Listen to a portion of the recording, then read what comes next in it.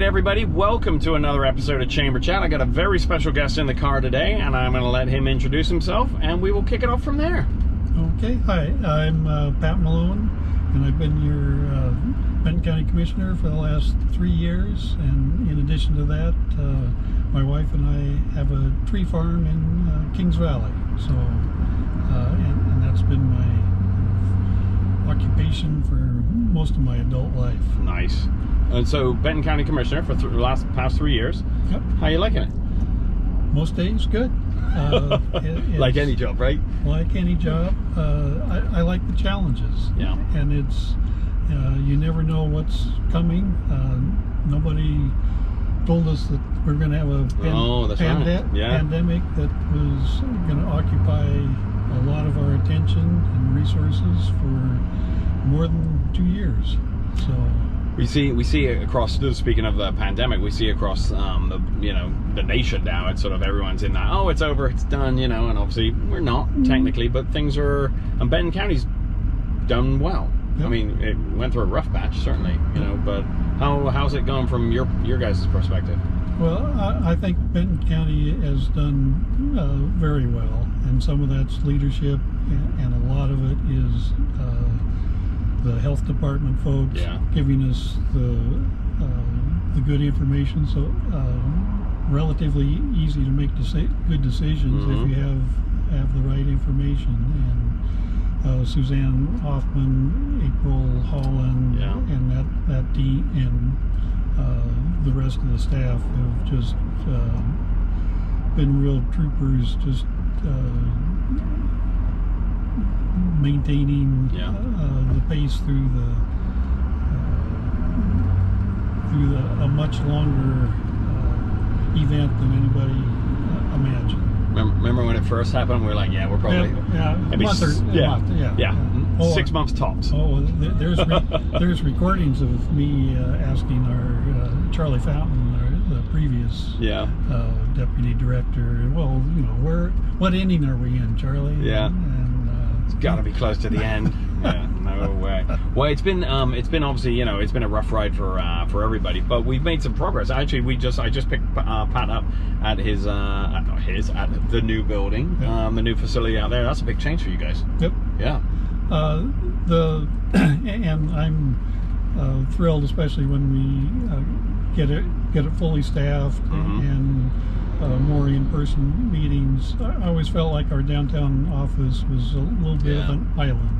I mean, it was nice to be downtown, but it was, 8 or 10 of board staff and, IT's upstairs, which was nice, but they're IT, come on.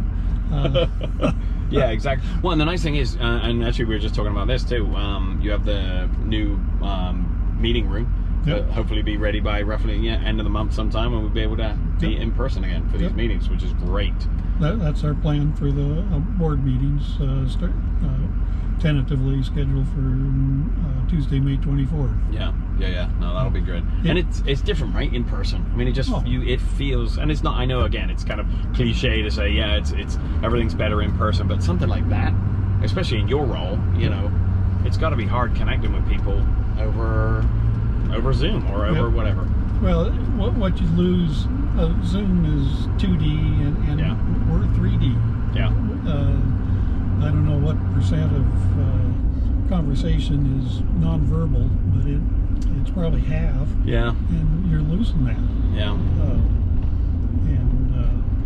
So I think like a lot of departments, we will be hybrid. Some will still do some virtual meetings, but have regular in-person meetings and get some of those water cooler conversations going.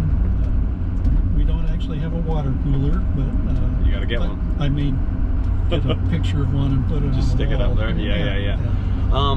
Obviously now it's we're in the middle of election season, or I guess we're at the start of election season, right? Obviously primary season.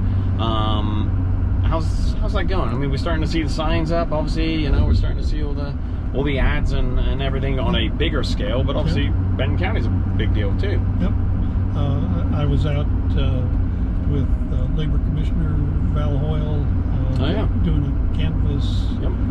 She's running for Peter DeFazio's spot in the 4th Congressional District, and we had a combined canvas last Sunday. Yeah. How'd that go?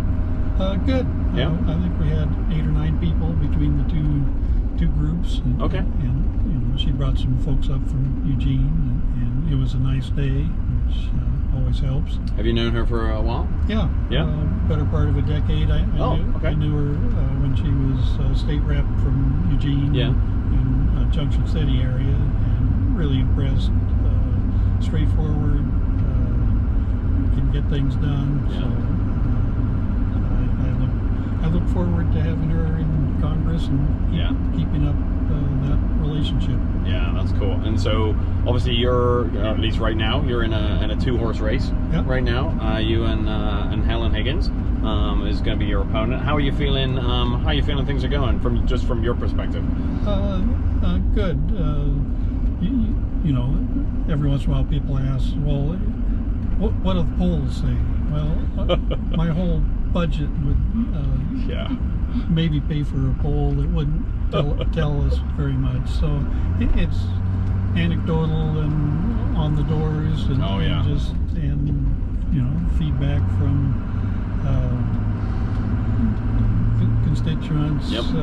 Went to a nice community event down at Monroe last Saturday. Okay. And you know, meet some people there in south part of Benton County, and pretty good response. So I feel good about it. Helps that I'm the incumbent. I've been on the job. You're a known quantity, right? As they say. Part of the reason I ran was to just tell people the straight story. If I don't know something, I don't make up an answer. I'll get back to you. Yeah. And now, Simon, I have people that I can ask. I've got people now. Yeah. Big time.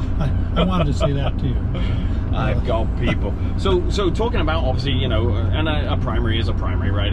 We're not in the sort of the main event, so to speak, yet. But I mean, we're facing issues in Benton County similar to other counties, other states. So there's not necessarily some that are unique, but there are a couple like transportation, like the Justice Center, and you know, those sorts of issues that I think people feel strongly about. The landfill, you know, those types of things. Do you have a favorite? That's completely the wrong way to ask, but you know what I mean. Are there some hot topics for you that you see being big issues right now? Well, I try to raise the Justice Center profile, because we'll be voting on that a year from now. Yeah. But we've got a lot of education to do in the interim, and well, we were talking earlier about the current jail, and we need a correctional facility.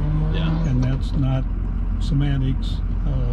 We have no room in the current facility for programs, and we don't have space for the people that we should be having be adults in custody, as they say.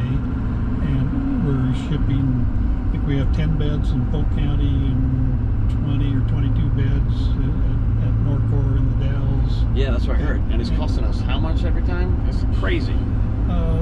Costing and transportation. That's a deputy. That's right. Going back and forth, and well, that's not a short drive either. And we're shorthanded anyway. Yeah. And then it removes that person from the community, and hopefully they have a support, family, friends that could visit and help them out if they're local. Yeah. But if they're in the Dalles, that's more of a challenge, especially lower income, and maybe your car might be okay for around town, but not going to be out. Going 200 miles, maybe not, or you don't have the money for gas. Yeah.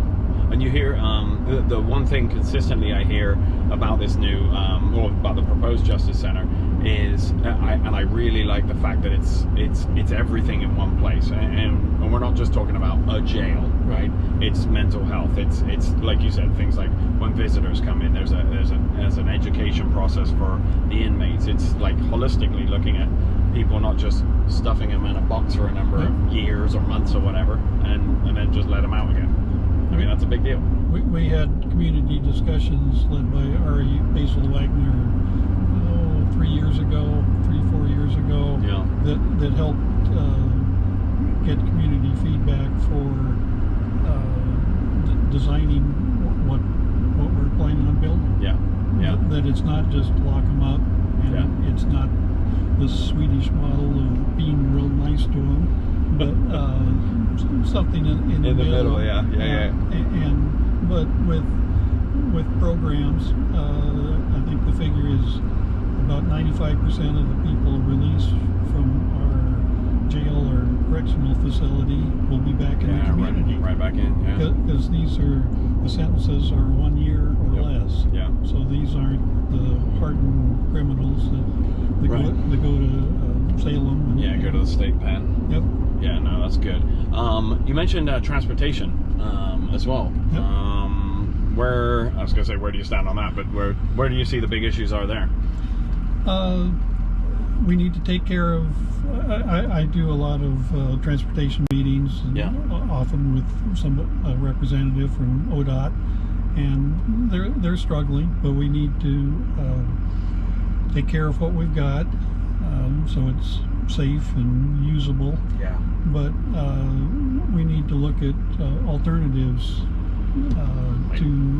As a bus just went by, to one person in a car driving around. It's a small enough community that bikes, walking, buses. My goal as commissioner is to make it possible to get around our area without a car. Or a family, that'd be cool. Husband and wife, one car instead of two. So that you can do some local errands, and so that gets into safe paths. We should go over to Circle and see the road diet there. That's right. The road diet. That's what they call them. No, I'm with you. Have you thought of a campaign, Teslas for everyone? Give us some thought, maybe. Scooters. All right, we'll start with scooters. Well, no, actually, paths so people have bikes. Seeing more electric bikes so that there's a ton of them. Longer commutes. And that makes sense.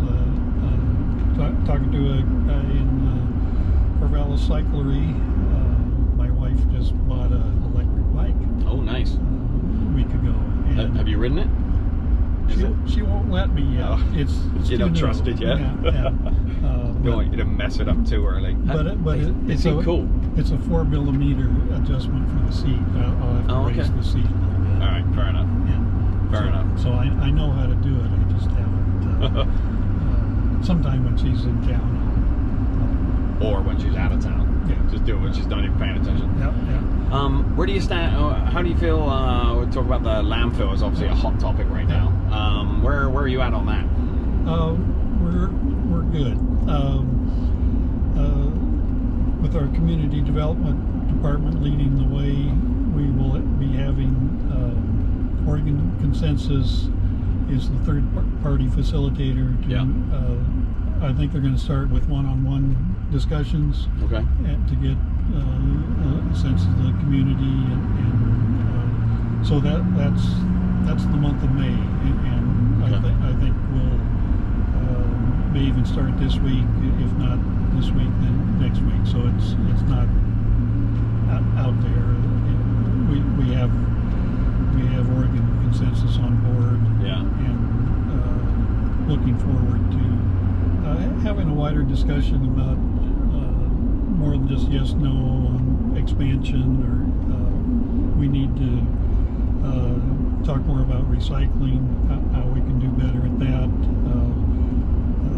3 couple of years ago, got a tour from Republic at their construction debris sort facility up at Brooks. Yeah. And they have replaced that with, I haven't seen it yet, but state of the art, same goal, construction debris, recycling, take the wood out, take the sheetrock out, and figure out what can be reused. And approximately 20% of what goes in Coffin Butte is construction debris. And we I didn't know that. We have a real opportunity. Yeah. Probably a transfer facility somewhere in the vicinity, and then haul that up to their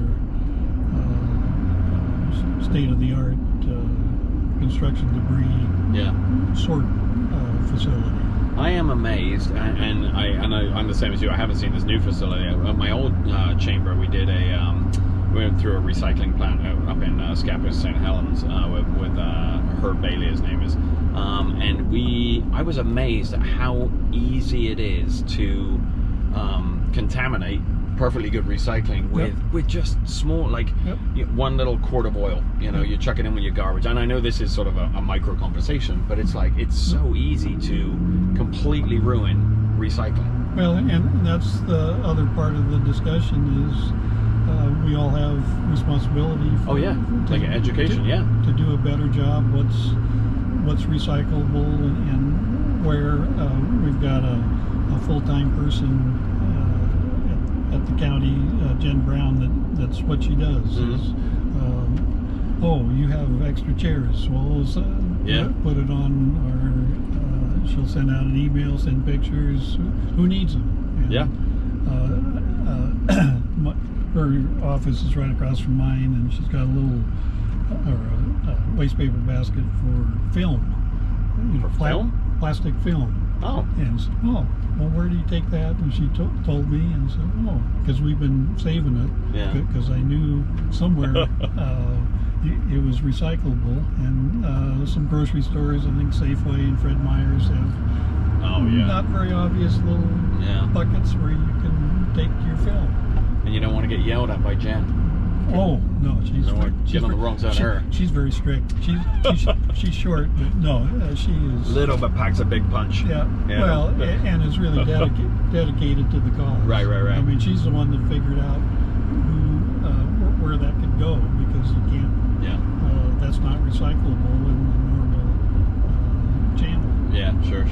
So one of the things that we do here on Chamber Chat is obviously we, and I think, and you're a little bit different in terms of, a lot of people know you, versus, someone who might just own a business. But we like to do the sort of quick fire questions, just to find out more. Yeah, you got to pay attention now. These are the tough hitting questions.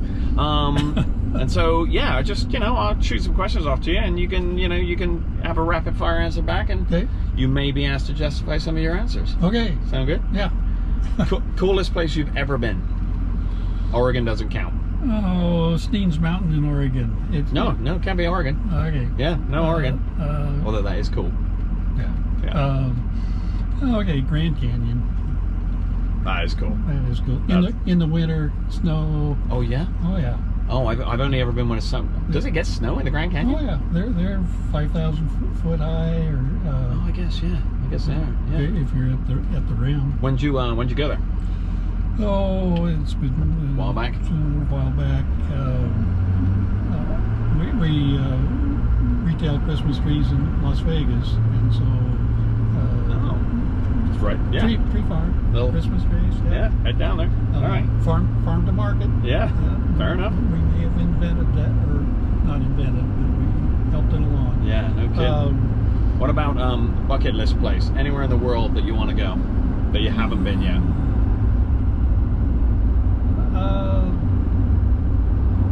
With the climate concerns, I'm keeping close to home. Yeah. Somewhere local. So I'll go back to the Steens Mountains. Okay, go back there. All right, fair enough. In a heartbeat. If I always phrase it as like death row meal, which is a horrendous way to phrase it. But if you had one last meal, what would your plate look like? What's on that plate for your very last meal? Anything? Salmon, nice. Oh yeah.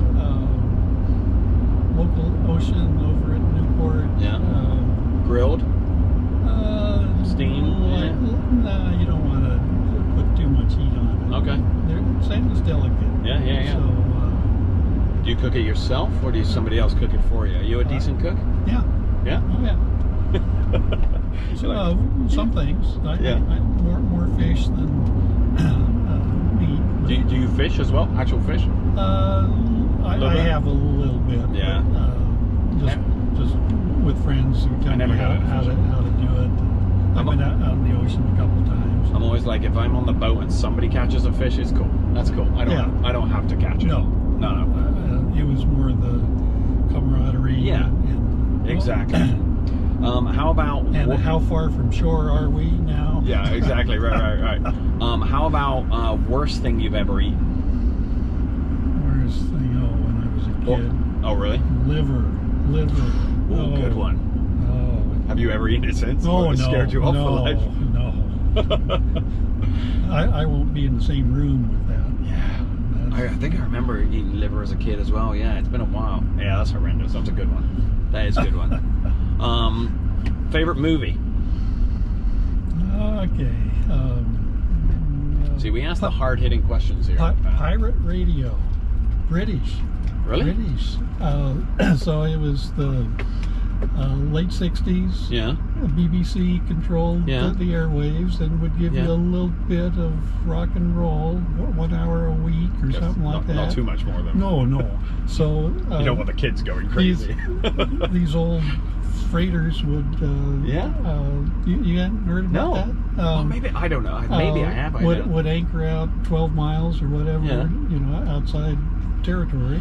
And then broadcast. I think I have heard of this. Oh, it's a wonderful movie, and I knew some of the songs they were. Oh yeah, I won't ask you to sing.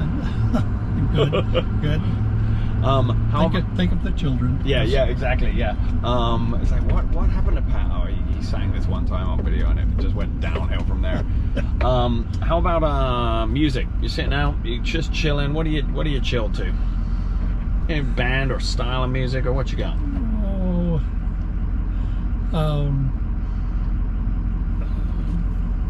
Blues, jazz. Yeah. Good singers. Yeah. In the jazz vein. Kind of a little bit more mellow. Is that kind of the deal? Sitting out usually, on a deck. Yeah. If I'm exercising or doing my stretches in the morning, I'll crank it up a little bit. Yeah. And, all right. Have you been to concerts? Not for a while. No? Not for a while. What was the last one you went to? Or who've you seen? Santana. Oh, yeah?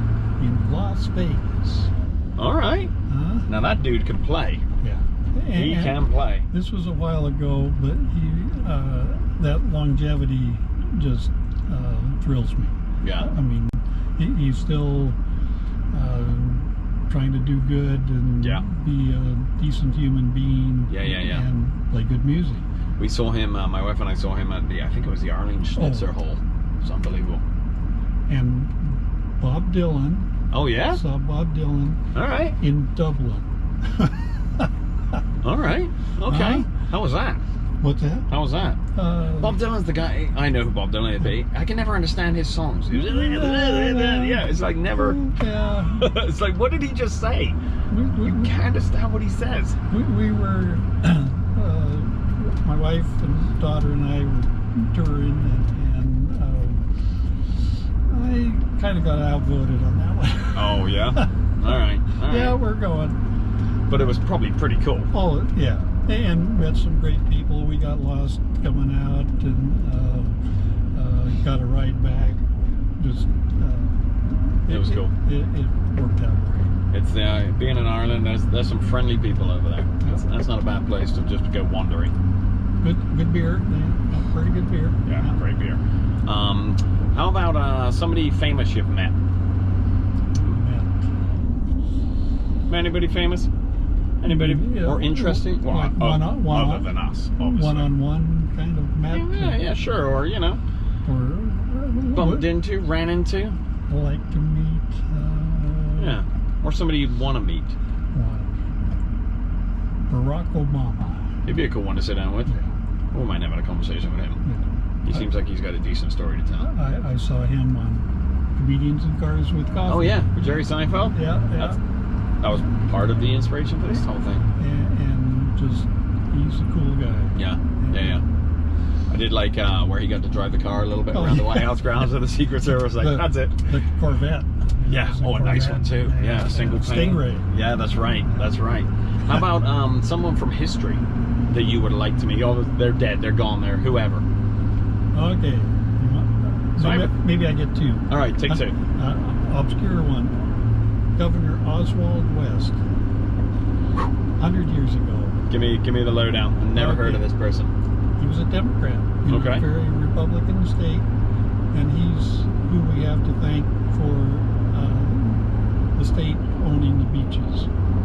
In Oregon? In Oregon. Oh, he's an Oregon governor. I'm sorry. Yeah, Oregon. Yeah. Okay. Yeah. Why do we have him to thank? He figured out there weren't many roads in 1914. Okay. And people drove on the beach. And therefore it made it a road. Yeah. And the state owned the roads. Okay. So smart. He's been pretty well forgotten. There's some little park on the way to the beach. Inspiring. I've got a little biography of his, and that helped me decide to run for office. Nice. One person can make a difference. Oswald, what was it? Oswald West. Oswald West. All right. I'll look him up. Who was the other person? Who was it? FDR. Oh, okay. That's solid. What would you ask him? How did you keep up with all the challenges that kept coming? I mean, the Depression.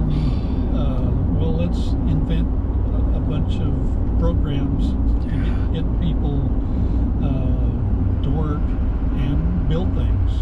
How about Timberline Lodge? Oh yeah, that's right. Yeah. That's pretty nice. That's okay. And you know, was that 90 years later? Still looks pretty good. It's still not too bad. Yeah, that was it. So when I ask that question, I'm always, we'll talk about it. Is some people have said like, oh, I would like to meet like Genghis Khan or somebody like horrendous, and just to sort of like get in the mind of them, just like why, like what happened to you? Well, he's famous. Yeah, well, yeah. It's like, did you just need a hug or something? What was that? What's the deal? You know?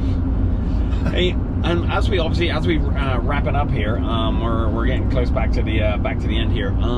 Obviously, I think it's. I don't want to go back to the office. No, you got to go back to work, Pat. Come on. But you can have ice cream. Oh yeah. Yeah. Okay. When you go, when you look back at the last 2 years, obviously, I don't think anyone would say it's been fun. There's been some high points and mostly low points. Yeah. Kind of a cliche question, but I think it's important. What have you got? What's good come out of the last couple of years for you, either you personally, or you see, or in general, or? We have a stronger health department now than we did 2 years ago. That's for sure. And with hopefully more resources coming. Yeah.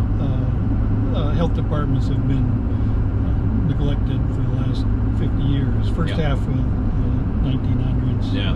First half of the 20th century. They were important. Yeah. Tuberculosis and a lot of infectious diseases. And then we just kind of forgot about it for a while. Yeah, we don't. And, well, they have 20 people. Well, maybe they can get by with 18. And, Well, yeah. And then next time, well, maybe 16. That's a good point. And so, I think there will not be as much, especially wintertime illness, because hopefully people won't go to work when they're sick. And right. And not mingle in crowds when you're sick, and maybe not so much handshaking and more hand washing. Just things our mothers told us. And yes. Oh, yeah. Listen to your mother. She was right. Again. Yeah. What about you personally? What have you gained out of the last couple of years? I got to know a lot of people stepped up and did. We were just talking about our emergency operations center, kind of a review. How did it go? A real strain because At high tide we had 70 or 80 people at the building there that was empty. Yeah. Or half of it was empty. And so we taken people from basically every department we have. Yeah. And well, it's kind of like vacation. If you're there, nobody's doing your work back at the office. Yeah. And so I think we'll be better prepared for the next emergency. Yeah. Hopefully it's something not health related, maybe just a run-of-the-mill flood or something like that. But, just a one-off thing. Yeah. A flood sounds amazing right now. Yeah. It's like just a flood, please. Personally, I just appreciate how staff has responded. Yeah, that's cool. Yeah. Well, hey, I wanna thank you for being a part of this. It's always good to talk to you, but now it's kind of one-on-one. I get you to myself for a half an hour. Any final words other than vote for Pat? Vote early, vote often. No, I'm not from Chicago, I think. We got a report from elections today that 3% of ballots have been turned in. 3%. That's bad, right? Or is that? It's low. Okay. So pick up the pace. Yep. The ballot's not all that complicated. And there's two sides to it. Remember that. There are two sides. Yep. And a change this year is postmark. If it's postmarked May 17th and gets to elections within a week, it counts. So the legislature made a change on that. But don't wait till the 17th. No, just do it. It's an easy ballot. Yeah. Like Simon said, vote for me. Yeah. You voted for you, right? Who you yes, voting? Yeah. In fact, I got my ballot.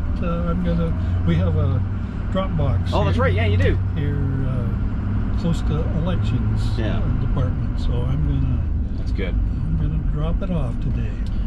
Well, thank you. Thanks for spending time with me. I really appreciate it, Pat. Well, this was fun, Simon. Yeah, that's good. Wasn't quite sure what to expect, but piece of cake. It was fun. See, now I just got to get Zan and Nancy to do one. Okay. That'll be fine. Absolutely. Sure they'll be up for it. Yeah. Yeah. All right, everybody. Well, thanks for tuning in, and we will see you guys on another episode of Chamber Chat. See you later.